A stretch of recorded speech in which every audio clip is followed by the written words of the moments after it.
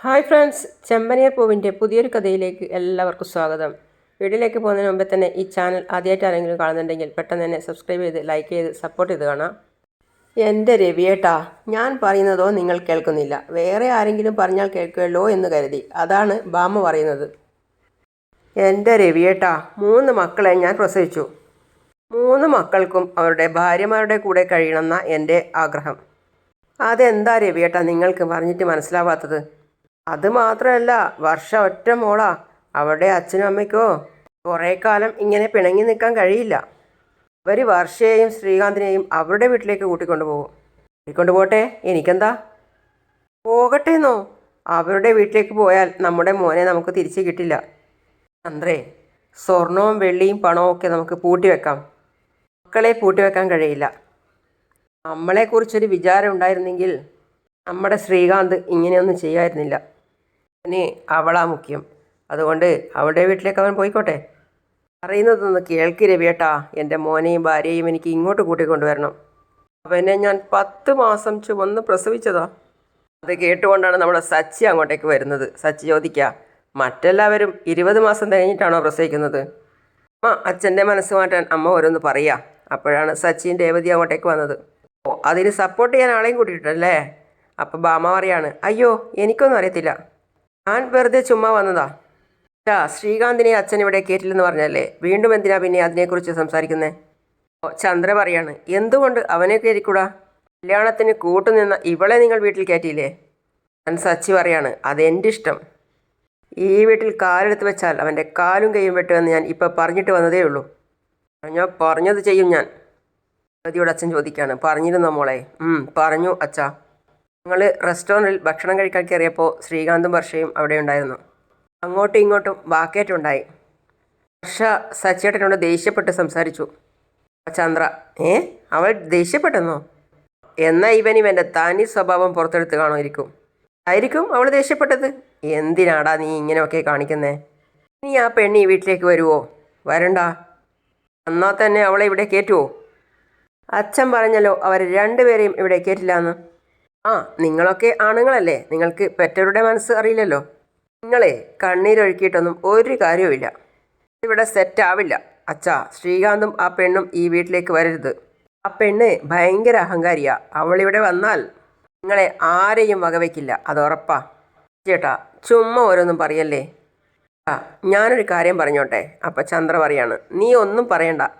ഇത്രയും കാലം നീ പറഞ്ഞതൊക്കെ ധാരാളം. ഇടാതെ നിൽക്കവിടെ. അപ്പം അച്ഛൻ പറയാണ്, മോള് പറ. വീട്ടിലേക്ക് വരണമെന്ന് ശ്രീകാന്തിന് ആഗ്രഹമുണ്ട്. അറിയാതെ ഒരു തെറ്റ് പറ്റിപ്പോയി അവന്. പാവം, വല്ലാത്തൊരവസ്ഥയിലാണ് അവർ രണ്ടുപേരും. നമ്മളൊക്കെ ജീവിച്ചിരിക്കുമ്പോൾ ആരും ഇല്ലാത്തവരെ പോലെ അവർ കഴിയണോ അച്ഛാ? അവരെ വീട്ടിലേക്ക് വിളിച്ചുകൊണ്ട് വന്നൂടെ? എനിക്ക് ദേഷ്യം വന്നു. രേവതി, എന്താ നീ ഇങ്ങനെയൊക്കെ പറയുന്നേ? മിണ്ടാതിരിടാ അവിടെ, അവൾ സംസാരിക്കട്ടെ. ഓ, ഇപ്പം അവൾക്ക് സംസാരിക്കാം അല്ലേ സച്ചി? ശ്രീകാന്ത് അച്ഛൻ്റെ മനസ്സ് വിഷമിപ്പിച്ചു, അച്ഛനെ അപമാനിച്ചു, ഒക്കെ ശരിയാ. എന്നാലും ഇങ്ങനെ ഒരു ശിക്ഷ അവന് കൊടുക്കണം അച്ഛാ. മറന്ന് അവനെ വീട്ടിൽ കയറ്റിയാൽ നാട്ടുകാർക്ക് മുമ്പിൽ അച്ഛൻ വലുതാവുകയുള്ളൂ. വലിയ മനസ്സാ അച്ഛൻ്റെതെന്ന് എല്ലാവരും പറയും. അവളുടെ ആ സംസാരം ചന്ദ്രയ്ക്ക് ഇഷ്ടപ്പെട്ടു. ചന്ദ്ര അത് കഴിഞ്ഞപ്പോൾ ബാമയെ ഒന്ന് നോക്കുകയാണ്. എന്നിട്ട് ചന്ദ്ര പറയുകയും ചെയ്തു, ശരിയാ, രേവതി പറഞ്ഞത് കറക്റ്റാ. അച്ഛാ, ഇവരൊക്കെ ചേർന്ന് അച്ഛൻ്റെ മനസ്സ് മാറ്റാൻ നോക്കുക. വരരുതച്ഛാ, ഓടിപ്പോയവൻ ഈ വീട്ടിലേക്ക് തിരിച്ചു വരരുത്. സച്ചേട്ടനല്ല പറയേണ്ടത്, അച്ഛനാ. അച്ഛൻ പറയട്ടെ. സച്ചേട്ടനൊന്നും മിണ്ടാതിരുന്നേ. അങ്ങനെ പറ രേവതി.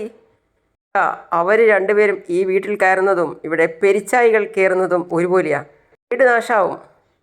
മാത്രമല്ല, നിങ്ങൾ ഞങ്ങളുടെ സ്വത്തുകൾ കണ്ടിട്ടാണ് ഈ കല്യാണം നടത്തിയത് എന്ന് മധുസൂദൻ പറഞ്ഞില്ലേ? അതെല്ലാവരും ശരിവെക്കുകയും ചെയ്യും. എന്താ പറയുക, ഇവൻ പറയുന്നതൊന്നും കേൾക്കരുത്. ശ്രീകാന്തിനെയും വർഷയെയും ഇങ്ങോട്ട് തന്നെ കൂട്ടിക്കൊണ്ടുവരണം. അപ്പോൾ അച്ഛൻ പറയാണ്, സച്ചി പറഞ്ഞതിലും കാര്യമുണ്ട്. ആ പെണ്ണിനെ കല്യാണം കഴിച്ചത് സ്വത്ത് കണ്ടിട്ടാണെന്ന് മധുസൂദനം പറഞ്ഞിരുന്നു. രണ്ടുപേരെയും ഇങ്ങോട്ടേക്ക് കൂട്ടിക്കൊണ്ടുവന്നാൽ ആ പെണ്ണിൻ്റെ സ്വത്ത് കൈക്കലാക്കാൻ വേണ്ടിയാണ് ഞാൻ കൊണ്ടുവന്നതെന്ന് എല്ലാവരും പറയും. അതിന് പുറമെ ആ മധുസൂദനും നാട് മുഴുവൻ പറഞ്ഞു നടക്കും. എന്നെ വിവാഹം കഴിക്കേണ്ടിയിരുന്ന അച്ഛൻ്റെ മൂത്ത മകൻ കല്യാണ സമയത്ത് ഓടിപ്പോയി. ഞാനും എൻ്റെ കുടുംബവും തകർന്നു നിൽക്കുമ്പോൾ ഇദ്ദേഹത്തെ കൊണ്ട് അച്ഛൻ എൻ്റെ കഴുത്തിൽ താലി കെട്ടിച്ചു. ഒന്നുമില്ലാത്ത എന്നെ ഈ വീട്ടിലെ മരുമകളായിട്ട് കൂട്ടിക്കൊണ്ടു വന്നില്ലേ അച്ഛാ? അച്ഛൻ എങ്ങനെയുള്ള മനുഷ്യനാണെന്ന് ഈ നാട്ടുകാർക്ക് എല്ലാവർക്കും അറിയാം. സ്വത്തും പണവും ഒന്നും മോഹിക്കാത്ത, സ്നേഹവും സന്തോഷവും മാത്രം കൊടുക്കാൻ അറിയുന്ന ഒരാളാണ് അച്ഛനെന്ന് എല്ലാവർക്കും അറിയാം. അച്ഛനെക്കുറിച്ച് ആ മധുസൂദൻ എന്ത് പാടി നടന്നാലും ആരും അത് വിശ്വസിക്കാൻ പോകുന്നില്ല. കല്യാണ ദിവസം അച്ഛനെ അപമാനിച്ച് അച്ഛൻ്റെ പണവുമായിട്ട് ഓടിപ്പോയ അച്ഛൻ്റെ മൂത്ത മകന് അച്ഛൻ മാപ്പ് കൊടുത്തില്ലേ?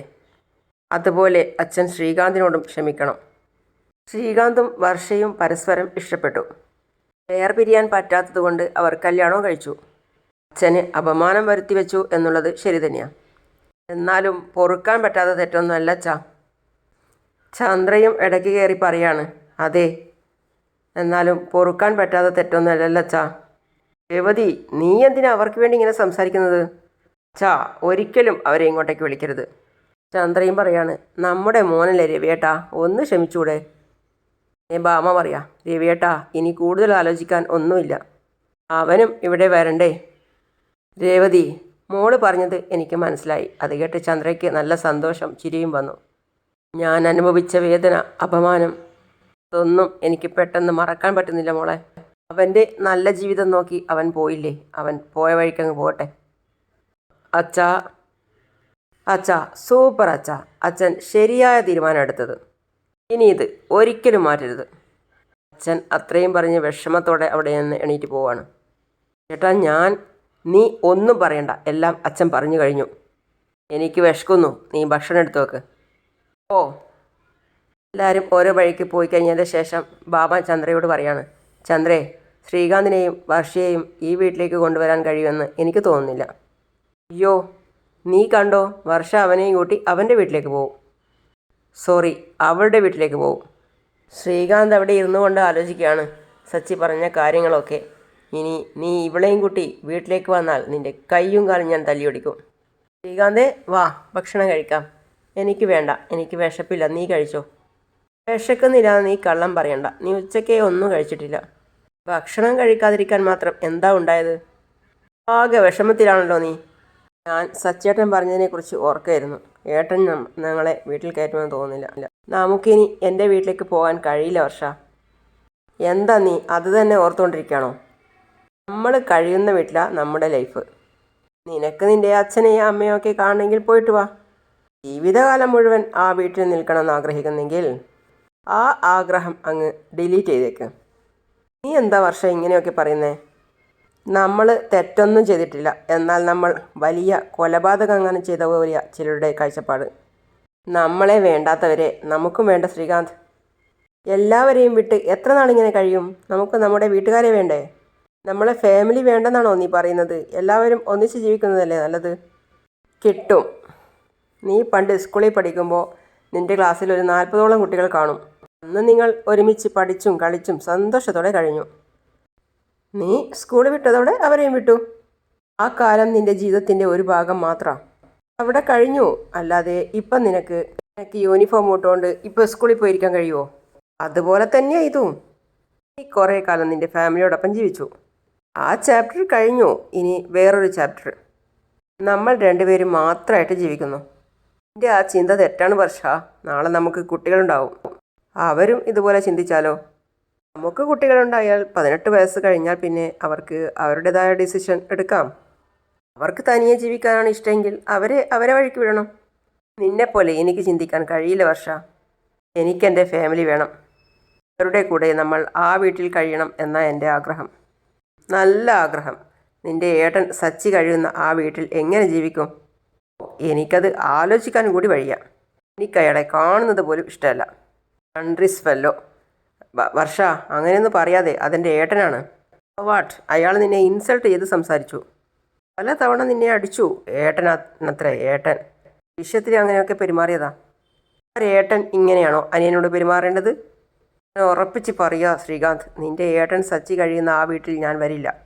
നീ തന്നെ പറഞ്ഞിട്ടുണ്ട് അയാളൊരു ആൽക്കഹോളിക് ആണെന്ന്. അങ്ങനെ ഒരാളുടെ വീട്ടിൽ നമ്മൾ എങ്ങനെ സമാധാനത്തോടെ കഴിയും? ഏട്ടൻ കുടിക്കാറുണ്ട്, പക്ഷേ നല്ലവനാ വർഷ. സ്നേഹമുള്ളവനാ. ആ, നിനക്ക് നല്ലവനായിരിക്കും. എനിക്ക് അയാളുള്ള വീട്ടിൽ കഴിയാൻ പറ്റില്ല. നിൻ്റെ വീട്ടിലേക്ക് പോകണം എന്നുള്ള ചിന്ത നീ ഉപേക്ഷിക്കുന്നതാണ് നല്ലത്. എനിക്ക് എല്ലാവരും വേണം വർഷ. അവരെ വിട്ടു നിൽക്കാൻ പറ്റില്ലെങ്കിൽ പിന്നെ നീ എന്തിനാ എന്നെ കല്യാണം കഴിച്ചത്? കല്യാണം കഴിഞ്ഞെന്ന് വിചാരിച്ച് വേണ്ടപ്പെട്ടവരെ ഒക്കെ ഉപേക്ഷിച്ച് ഭാര്യമാരോടൊപ്പം മാത്രം ജീവിക്കണമെന്നാണോ? കുറച്ചുകൂടെ ആലോചിച്ച് സംസാരിക്കും വർഷ. വീട്ടിൽ കഴിയുമ്പോൾ അവിടെയുള്ള ആളുകളുമായിട്ട് അഡ്ജസ്റ്റ് ചെയ്ത് കഴിയേണ്ടി വരും എന്നെനിക്കറിയാം. പക്ഷേ നിൻ്റെ ഏട്ടനുമായിട്ട് എനിക്ക് ഒരിക്കലും അഡ്ജസ്റ്റ് ചെയ്യാൻ പറ്റില്ല. എനിക്കതിൻ്റെ ആവശ്യമില്ല.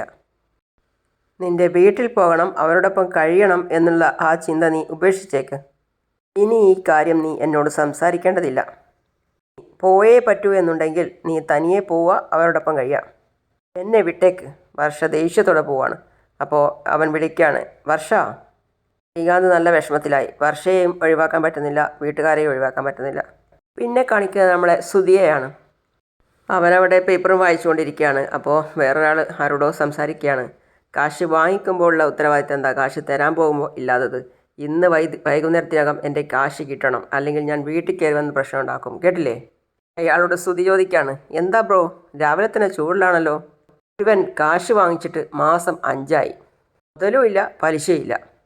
എന്നെ ഒന്ന് വിളിച്ചതാ, വീട്ടിൽ കയറി തല്ലു എന്നൊക്കെ പറഞ്ഞത്. അപ്പം അയാൾ പറയാണ്, ഈ കടം കൊടുത്ത കാശ് തിരിച്ചു വാങ്ങിക്കലില്ലേ വലിയ പാടാ. ബ്രോയോട് കുറച്ച് കാശ് കടം വാങ്ങിച്ചിരുന്നു. കൃത്യസമയത്ത് പലിശ തന്നില്ലെങ്കിൽ ബ്രോ എന്നെ വീട്ടിൽ കയറി തല്ലുമോ? തല്ലുക മാത്രമല്ല, കൊല്ലും ഞാൻ. അത് കേട്ട് ശ്രുതി പേടിച്ചു പോയി. ലാസ്റ്റ് കടം കൊടുത്ത 1-2 പേരെ കാണാനുണ്ടായിരുന്നു. ഞാൻ വരാൻ ലൈറ്റായത്. ഇന്ന് നേരത്തെ വന്നായിരുന്നോ? ബ്രോ ആണോ ഈ പാർക്ക് തുറന്നത്? വിശക്കുന്നു ബ്രോ, നമുക്ക് ഭക്ഷണം കഴിച്ചാലോ? അയാൾ പറയാണ്, എനിക്കിപ്പോൾ വിശപ്പൊന്നുമില്ല ബ്രോ. ഒരു കമ്പനിക്ക് വേണമെങ്കിൽ ഞാൻ കൂടെ കഴിക്കാം. 2 പേരും അപ്പുറം ഇപ്പുറം ഇരുന്ന് ഫുഡ് കഴിക്കുകയാണ്. അയാളുടെ ടിഫി തുറന്നപ്പോൾ തന്നെ നല്ല സ്മെല്ലടിക്കുകയാണ്. അപ്പോൾ ശ്രുതി പറയാണ്, നല്ല സ്മെല്ലടിക്കുന്നുണ്ടല്ലോ. ഭാര്യ ഇന്ന് പാവയ്ക്കാക്കറിയാ തന്നുവിട്ടത്. ഷുഗർ കൺട്രോൾ ചെയ്യാൻ ഇത് ബെസ്റ്റാണെന്നാണ് പറയുന്നത്. ശ്രുതി പറയാണ്, എനിക്ക് പിന്നെ ഷുഗറൊന്നും വരില്ല. ദിവസവും ജോലിക്ക് പോകുന്നവർക്ക് സ്ട്രെസ്സും ഒക്കെ ഉണ്ടാകും, അതൊന്നും എനിക്കില്ലല്ലോ. അതുകൊണ്ടാണ് ഈ ഷുഗറൊക്കെ വരുന്നത്. ജോളിയായിട്ടിരിക്കുന്ന എനിക്ക് എന്ത് ഷുഗർ വരാനാ? എനിക്ക് വന്നല്ലോ, ബ്രോയ്ക്കും വരും. അപ്പോഴാണ് അവിടേക്ക് വരുന്നത്, അതായത് ശ്രുതി. അപ്പോൾ ശ്രുതി മീരയും കാത്തിട്ട് നിൽക്കുകയാണ്. മീര കാശ് കൊടുക്കാമെന്ന് പറഞ്ഞിട്ട്, നവീന് കാശ് കൊടുക്കണം എന്ന് പറഞ്ഞല്ലോ. അപ്പോൾ അതിന് വേണ്ടിയിട്ട് മീരയെ കാത്തു നിൽക്കുകയാണ്. മീര, ഞാൻ എത്ര സമയമായി വന്നിട്ട്, നീ എന്താ വരാൻ വൈകിയത്? കാശ് തരാമെന്ന് പറഞ്ഞ് അയാൾ പറ്റിച്ചു. വേറൊരു ഫ്രണ്ടിൻ്റെ കയ്യിൽ നിന്ന് വാങ്ങിച്ചിട്ട് വരിക, അതുകൊണ്ടാണ് താമസിച്ചത്. പറഞ്ഞ കാശ് കിട്ടിയോ? കിട്ടി. ഇതാ കാശ്, നീ വാ. ശ്രുതി പെട്ടെന്ന് തന്നെ മീരയും കൂട്ടി അവിടെ നിന്ന് മാറുകയാണ്. നമുക്ക് അങ്ങോട്ട് പോകാം. പിന്നെ ഒരു ബാങ്കായിട്ടാണ് അയാൾ കാണുന്നത്. എത്ര നാളിങ്ങനെ പോകും? അവൻ എന്നെ ടോർച്ചർ ചെയ്യുക. അവൻ കാശ് കൊടുത്തില്ലെങ്കിൽ വീട്ടിൽ വരും, സത്യങ്ങൾ എല്ലാവരോടും പറയും. ഒരു ദിവസം എല്ലാം ചേർത്ത് ഞാൻ അവന് കൊടുക്കുന്നുണ്ട്. എന്ത് ചെയ്യാനാ നീ ഉദ്ദേശിക്കുന്നേ? അതൊക്കെ പിന്നീട് പറയാം, സമയാവട്ടെ. എന്തായാലും അധികകാലം ഞാൻ അവന് കാശ് കൊടുക്കില്ല. അപ്പം മീര ചോദിക്കുകയാണ്, അവൻ വന്നോ? അറിയില്ല, നോക്കാം, വാ. അതേ സ്ഥലത്ത് നിന്നും നമ്മളെ ശ്രുതി ഭക്ഷണം കഴിക്കുകയാണ്, ശ്രുതിയും കൂട്ടുകാരനും. അപ്പോൾ മീര കാണിച്ചു കൊടുക്കുകയാണ്, ദേ ശ്രുതി അവൻ എന്ന് പറഞ്ഞ് കാണിച്ചു കൊടുക്കുകയാണ്. അവൻ ആരോടോ ഫോൺ ചെയ്യാണ്. കാശ് കിട്ടിയതിന് ശേഷം ഞാൻ വിളിക്കാം, ഓക്കെ. അപ്പോഴേക്കും ശ്രുതിയും മീരയും അവൻ്റെ മുമ്പിൽ തന്നെ എത്തി. ശ്രുതിയെ കണ്ടപ്പോൾ തന്നെ അവൻ പറയാണ്, എന്താ കല്യാണി ഇത്? തീരെ കൃത്യനിഷ്ഠയില്ല അല്ലേ? ഞാൻ എത്ര സമയമായിട്ട് ഇവിടെ വെയിറ്റ് ചെയ്യാണ്. നീ എന്തിനാടാ എന്നെ ഇങ്ങനെ ടോർച്ചർ ചെയ്യുന്നത്? മാസം ഇങ്ങനെ കാശ് തരാൻ എനിക്ക് കഴിയില്ല. നീയല്ലേ എൻ്റെ ജോലി കളഞ്ഞേ. അപ്പോൾ എൻ്റെ ചിലവിനുള്ള കാശ് തരേണ്ടത് നിൻ്റെ കടമയല്ലേ? എന്നിട്ട് മീര പറയാണ്, നിനക്കെന്താടാ കയ്യും കാലം ഒന്നുമില്ലേ? ജോലിയും ചെയ്ത് ജീവിച്ചൂടെ? അങ്ങനൊരാലോചന ഇപ്പം മനസ്സിലില്ല. നീ കാശെടുക്ക്. അത് കേട്ടപ്പോൾ ശ്രുതി ബാഗിൽ നിന്ന് കാശെടുത്ത് കൊടുക്കുകയാണ്. ഇതാ എന്ന് പറഞ്ഞ് അവന് കാശ് കൊടുത്തു. എന്നിട്ട് ശ്രുതി പറയാണ് മീരയോട്, വാ ഒന്ന് നിന്നേ, ഞാനേ ഇതൊന്ന് എണ്ണി നോക്കട്ടെ. ഇതൊന്നും അറിയാതെ അവിടെ ആ ബീച്ചിൽ തന്നെ ഇരുന്ന് ശ്രുതി ഫുഡ് കഴിക്കുകയാണ്. ഇത് കുറവാണല്ലോ ശ്രുതി. ദേ എല്ലാ മാസവും ഇങ്ങനെ കുറവായാൽ ശരിയാവില്ല. കഴിഞ്ഞ മാസത്തെ ബാലൻസും തന്നിട്ടില്ല. അത് കേട്ട് മീര പറയാണ്, ഡോ താൻ കടം കൊടുത്ത കാശ് ചോദിക്കുന്നത് പോലെ ഉണ്ടല്ലോ. പെണ്ണിൻ്റെ മുന്നിൽ ഇങ്ങനെ പിച്ച തെണ്ടാൻ നിനക്ക് നാണമില്ലേ? തന്നത് വാങ്ങിച്ചിട്ട് പോടോ. ഇനി ഞാൻ നിനക്ക് കാശ് തരില്ല. ഈ ഏർപ്പാട് ഇന്നത്തോടെ നിർത്തിക്കൊള്ളണം. അങ്ങനെ ഒരു തീരുമാനം നിനക്കെടുക്കാൻ കഴിയില്ല കല്യാണി. ഞാൻ ചോദിക്കുന്ന അത്രയും കാലം നീ എനിക്ക് കാശ് തന്നുകൊണ്ടേയിരിക്കും. എങ്കിലേ ഞാൻ നിൻ്റെ വീട്ടിലെത്തും. സത്യം ഞാൻ നിൻ്റെ അമ്മയോടും ഹസ്ബൻഡിനോടും പറയും. അപ്പോഴാണ് അങ്ങോട്ടേക്ക് തിരിഞ്ഞു നോക്കുന്ന ശ്രുതി ആ കാഴ്ച കാണുന്നത്. ശ്രുതിയും ശ്രുതിയും മീരയെയും അവനെയും കാണുന്നത്. അങ്ങനെയാണ് ഇന്നത്തെ ഭാഗം അവസാനിക്കുന്നത്. അടുത്ത പുതിയ വിശേഷമായിട്ട് വീണ്ടും കാണാം. അതുവരെ ഈ ചാനൽ ആരും സബ്സ്ക്രൈബ് ചെയ്യാതെ കാണുന്നവരാണെങ്കിൽ സബ്സ്ക്രൈബ് ചെയ്ത് ലൈക്ക് ചെയ്ത് സപ്പോർട്ട് ചെയ്ത് കാണാം. അടുത്ത പുതിയ വീഡിയോ ആയിട്ട് വരുന്നതിലേക്കും സീ യു ഓൾ.